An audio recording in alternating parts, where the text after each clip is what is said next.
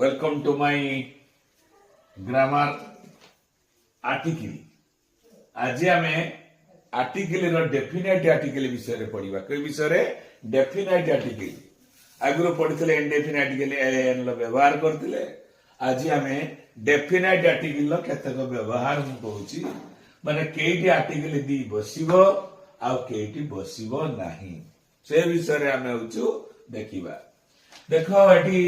एक नंबर मु कोन कहिची ना होची सन सन हेला होची यूनिक थिंग्स बुझि परछो ना नहीं